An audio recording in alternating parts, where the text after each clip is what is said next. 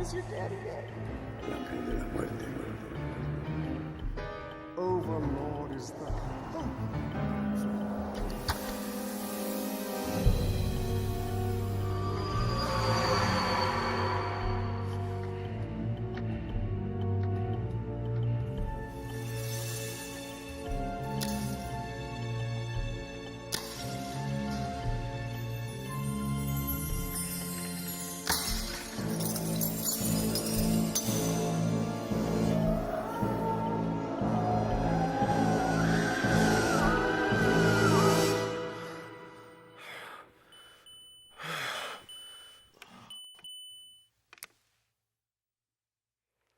Tex?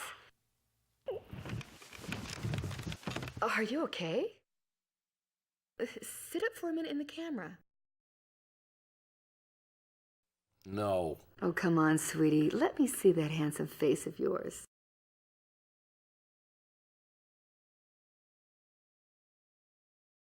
I know you're a strong woman, Chelsea, but even you've got your limits. Quit stalling. I want to see the real you. I look like one of those hideous mutants from beneath the Planet of the Apes. Hey, well, that's going to be nothing compared to what you're going to look like after I'm done with you if you show up late tonight.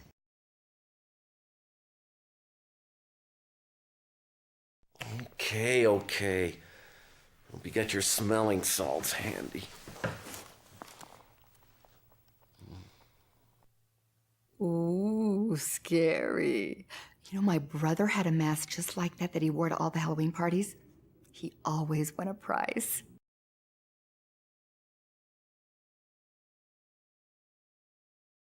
Yeah? Well, after a hot bath, an apricot facial, and a little makeup, you're gonna be eating your heart out there, darling. You probably forgot, but our date starts in exactly 12 minutes. Lucky for you, there is a 1-hour grace period.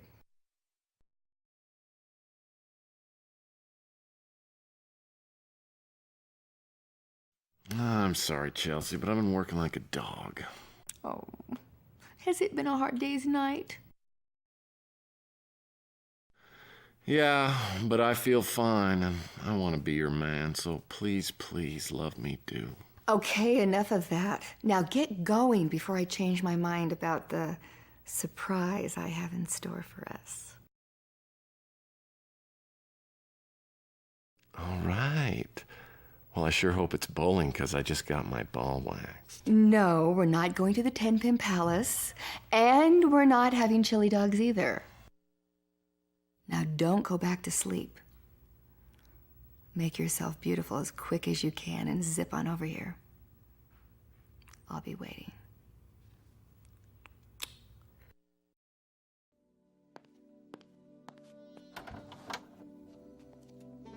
Sorry I'm late.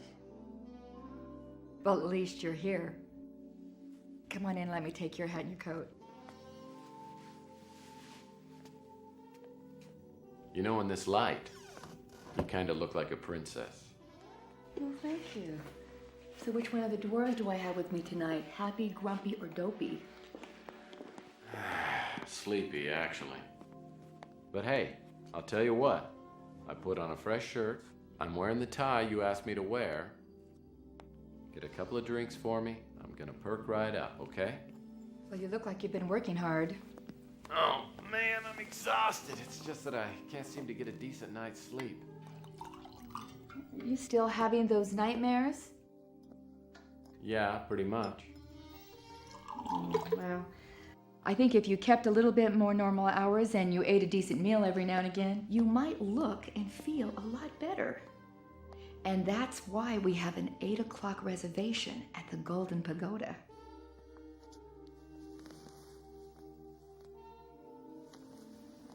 Well, since you got to pick the restaurant, maybe I could be in charge of the early evening entertainment. Because if we... Tex, honey, listen. I don't want you to think that I'm not interested. I am. It's just that I think that we have some things that we really need to discuss first. Such as? I just think it would be nice if our relationship could go further. What, like, all the way to second base? No. All I'm talking about is the ability to commit to something that has the potential to make us both very happy. It's about Sylvia, isn't it? No, and it's not about marriage. It's about that one thing that prevents us from being close. What does Sylvia have to do with you and me? You tell me. Okay. If you really want to know, I'll tell you. But keep in mind, 6 years ago, I was pretty much an idiot. The colonel had just fired me from his detective agency because I thought everything had to be done by the book. Literally. Well, being the naive optimist that I was, I decided to go into business for myself and become a big success. As it turned out, I was about to learn some even harder lessons.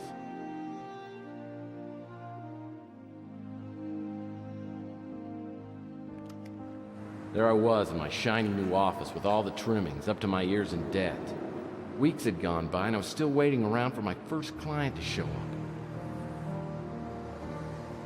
I figured I'd have more work than I could handle in a big city like New San Francisco. And I was just starting to feel like a tiny bug on the windshield. Yeah, Chelsea, you wouldn't believe it, but I had a really nice office. Let me tell you about it.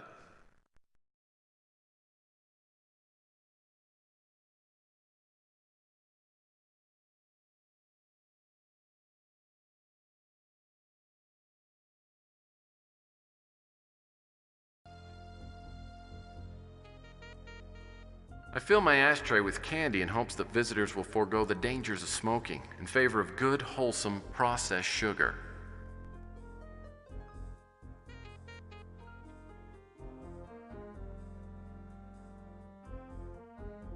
The colonel told me this book was for idiots, but I found these words of wisdom to be both inspiring and instructive.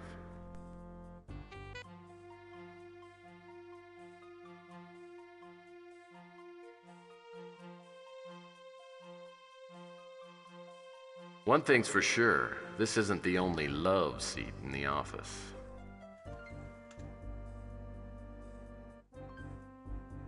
This here's my little buddy.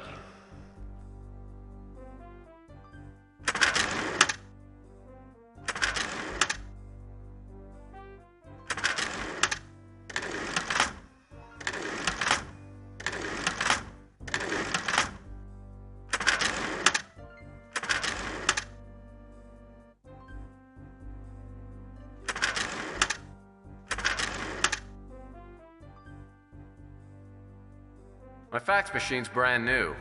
Now if I could just get a fax from someone other than my mom.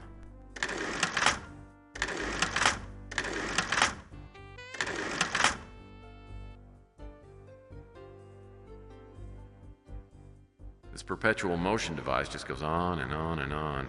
Reminds me of my crazy Uncle Cadmus.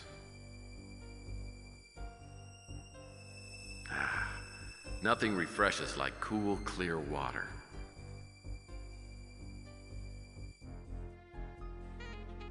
Welcome to the American Information Database. We hope you enjoy your free 2-week trial subscription. Our new voice recognition interface makes requesting information more convenient than ever before. Simply tell us the topic you want researched. The request will be immediately transmitted to our central database. Any available information will be sent, usually within seconds, to your fax number. What topic would you like us to research? A search for information on Tex Murphy has been initiated. What other topic would you like us to research? Thank you for using the American Information Database. Goodbye.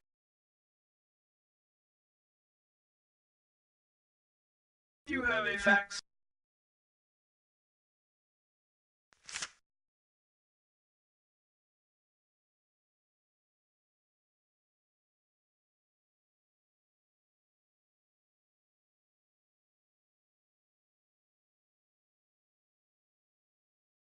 Extreme Sports Illustrated is pretty cutting edge. The last issue had an article on ultimate chess, 30 men and 2 women in a literal fight to the death. Some people have power ties. I have power plants. The guy who sold me my stone masks said either they were a fertility charm or would curse me to lifelong poverty and a violent death. Live dangerously, I say. Well, I'm not sure why, but this sculpture is called Every Day is Sunday to a Bird. It's the Linda Goodman Sun Sign series, complete with a Leo bookend. I made these vases in my high school pottery class. It was the easiest B- I ever got.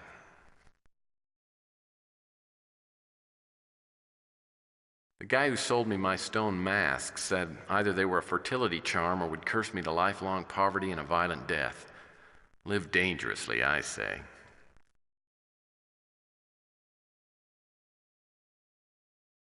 The rich cherrywood finish of my new desk.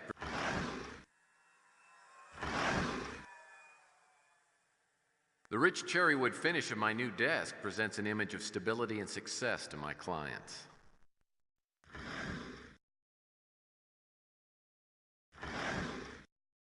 Just manuals for the phone and fax machine, technical stuff.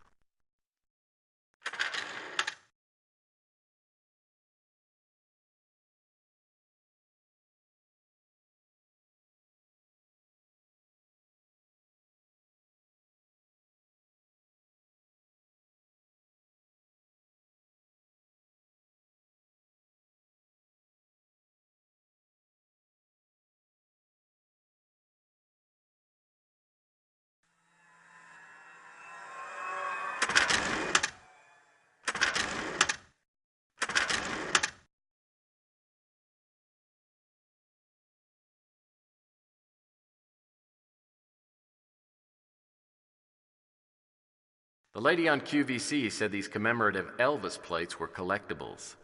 I figure I got my retirement all taken care of. All right. Looks like the latest issue of Boyd's Life has arrived. I wonder what that crazy Boyd is up to this month. Oh, Boyd's Life. Annual fishing issue.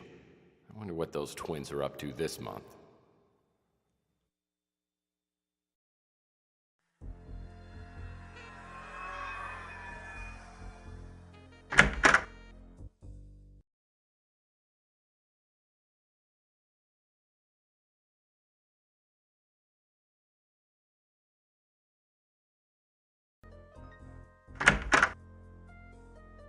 When it comes to fashionable attire, I believe in quality over quantity. I'm saving these bottles of cold duck for a special romantic dinner. All of the flavor and none of the mind-numbing alcohol. Humphrey Bogart, my one true inspiration. This is the one thing that I refuse to skimp on. It's the finest cot that money can buy.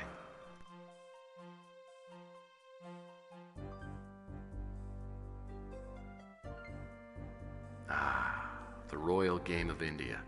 In my book, Parcheesi, Twister, and Ms. Pac-Man are the triumvirate of competitive gaming. Well, 5 would be nice here.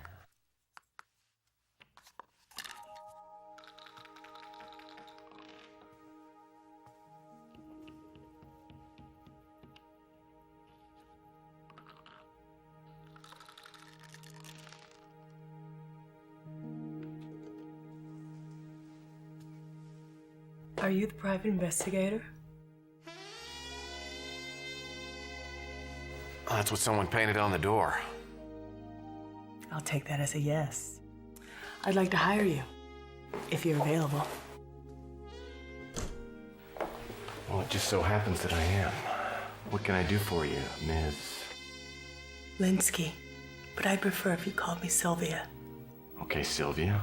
I'm Tex Murphy. Have a seat. I'm sorry if I disturbed your game. Well, that's all right. I was losing anyway. Would you like one? No, actually, there's a rumor going around that those things are bad for you.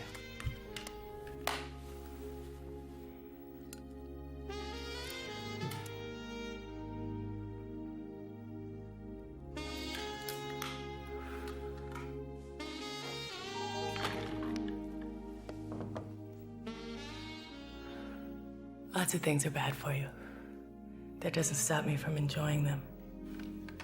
So, why are you in the market for a PI? My father, Carl Linsky, died a week ago. I'm sorry to hear that. The police think it's suicide. I believe they're wrong.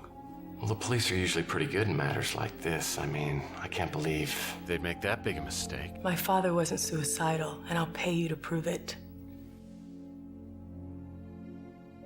Okay, your father's name is... Sorry, was? Carl Linsky. Okay.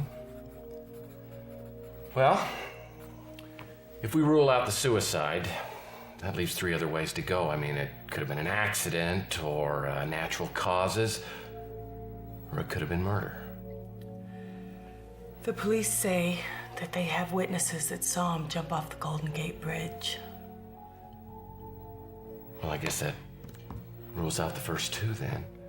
So you think your father was murdered? He didn't kill himself, I know it. Look, if I take your case, you gotta understand there's no money-back guarantee. And it doesn't sound real promising. I just don't know what else to do. Who's the officer in charge? The detective's name is Eve Clements. All right, I'll go down and I'll talk to her. We can get together later and I'll tell you what I found out. I'm staying at my father's house. Here's the address. Now, about the money up front. How much do you need? Because I haven't got a lot. I'm running a special this week. If I decide not to take your case, there isn't going to be any charge. Thank you. I'll be waiting.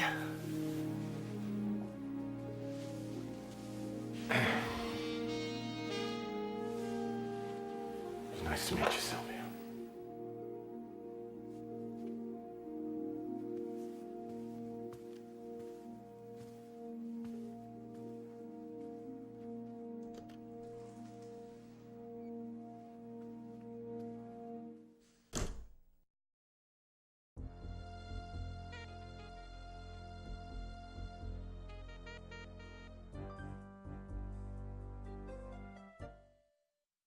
It doesn't sound like a very promising start.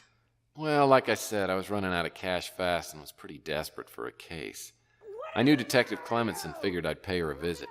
The only problem was she and the Colonel were pretty tight, and like I told you, I'd gotten the Colonel in some trouble not long before. Get out!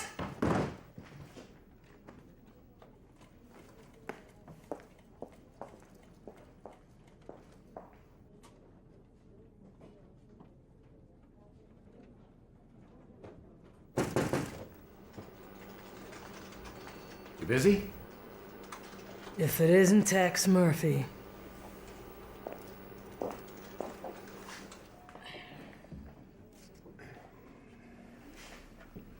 Sold out any fellow PIs lately?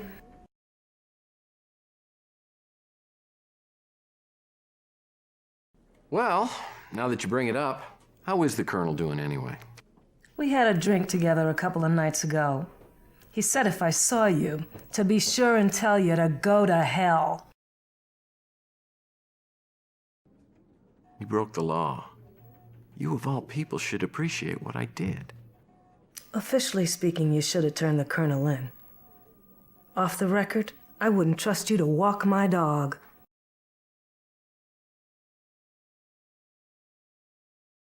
Well, I won't apologize.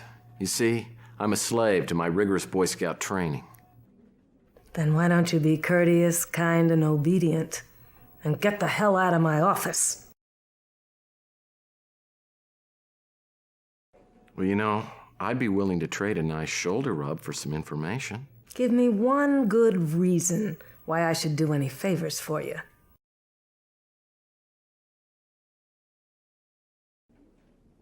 Okay. Because you're a good Christian woman and you live by the golden rule. All right, Murphy. You're just lucky you caught me in a charitable mood. but be quick about it.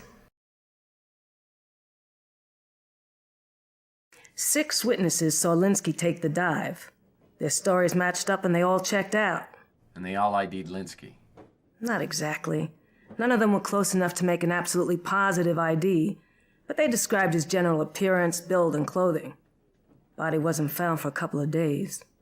Wasn't in the best shape when we fished it out of the bay, but we were able to make an identification using the personal effects found on the body.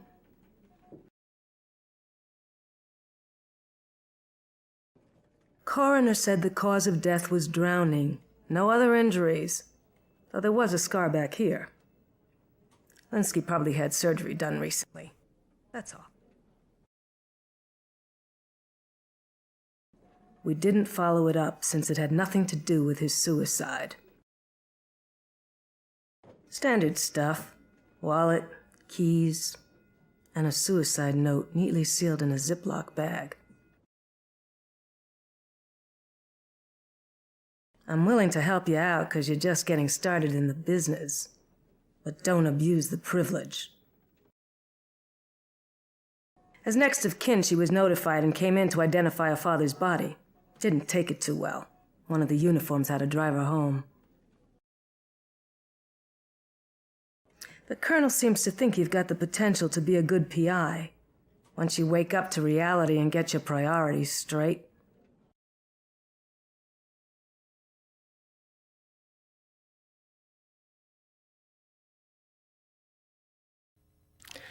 So you're saying you're not going to take my case? Well, I don't want to take your money if I can't help you.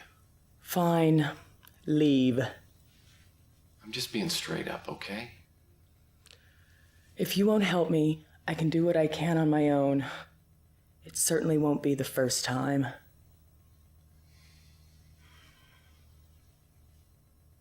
I charge $400 a day plus expenses. I have $1,000. If you can prove it wasn't suicide, I'll give you $10,000 later. It's a deal. Now you're gonna need to tell me everything you know so I can get started.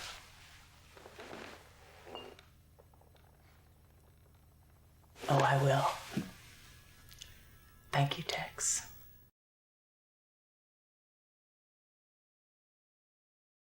Why don't you think your father would commit suicide? He never would have considered it. He took good care of himself, and he often told me he was going to celebrate his 100th birthday by going skydiving.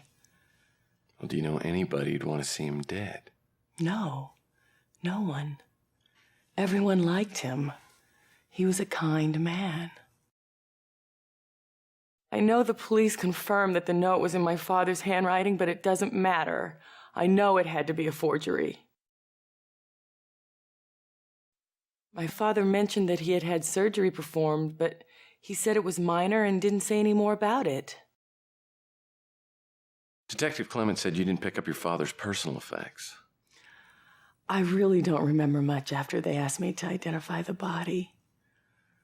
An officer drove me home, and I haven't gone back.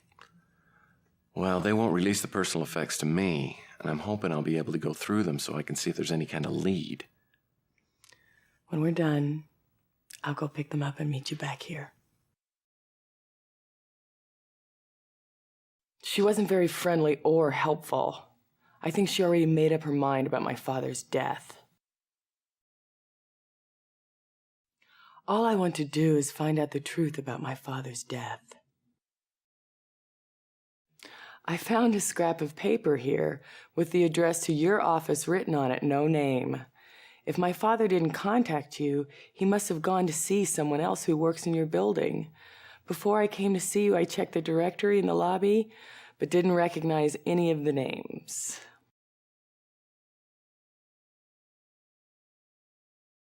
After I finished talking to Sylvia, she gave me a spare key and said I was free to look around the house. Oh, Sylvia was playing you like a kazoo. Well, more like a game of trouble, as I began to realize when I started poking around Linsky's house.